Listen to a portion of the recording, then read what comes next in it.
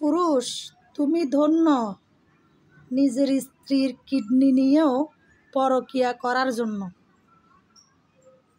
হায় রে আল্লাহ, এই পুরুষের করুণ কাহিনী যার কত দেখব। একটা নারীর সামান্য একটু ভুল ফেলে পুরুষের তো কত কি, তাও কি ভুল, হয়তো মায়ের সেবা করে না, হয়তো বাপের সেবা করে না, মানে হয়তো শ্বশুরের সেবা করে না, হয়তো শাশুড়ির সেবা করে না, হয়তো ননদের সাথে পড়ে না, হয়তো জামাইয়ের সাথে কথা কাটাকাটি হয়, সংসারে অভাব অনটন থাকলে এগুলার জন্যই হাজার হাজার পুরুষ হাজার হাজার সংসার ভেঙে দিচ্ছে, একটা ছেড়ে দিয়ে আরেকটা বিয়ে করতেছে।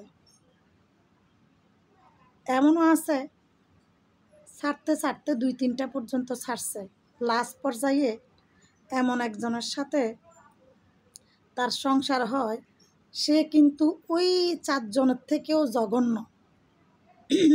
তখন এই জঘন্য মহিলাটাকে নিয়ে মৃত্যুর আগ পর্যন্ত তাকে সংসার করে যেতে হয়, কারণ তার এখন আর বেল নাই, তার এখন বেল নাই। এই যে সামান্য টুকিটাকি বিষয়ের জন্য হাজার হাজার সংসার ভাঙতেছেন। হয়তো কেউ সুন্দর না, হয়তো সে সুন্দর ঠিকই, তারপরও টুকা মারলে রক্ত পড়বে, তারপরও সে অন্য নারীর ফান্দে পড়ে। নিজের বউটা অথচ কত সুন্দর, আর যেই নারীর ফান্দে পড়ছে সে কিন্তু তার বউর থেকেও নিকৃষ্ট, তারপরও নিজের বউ ভালো না, ওই পরকীয়া না রানী ভালো, পরকীয়ার নারীগুলো ভালো। আচ্ছা, এই যে আফুটা জামাইকে কিডনি দিছে, আমি ওই আফুর ছবিও মেনশন করলাম না, তার হাজব্যান্ডের ছবিও মেনশন করলাম না।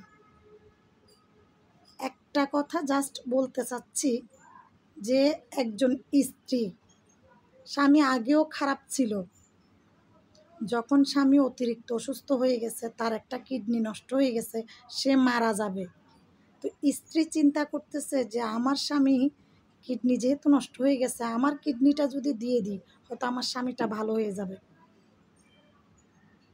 ভুল ধারণা।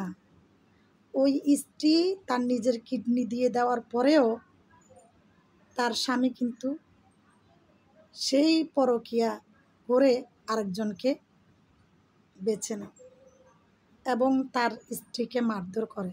তার স্ত্রীটা কত সুন্দর, মাশাআল্লাহ, ওই মহিলার চেহারা কত সুন্দর, হাইট বলেন, সৌন্দর্য বলেন, চেহারা বলেন, মানে কোনো দিক দিয়ে তার কথাবার্তা, আচার আচরণ, কোনো দিক দিয়ে মানে আপনি বাঁচতে পারবেন না, খুঁত ধরতে পারবেন না।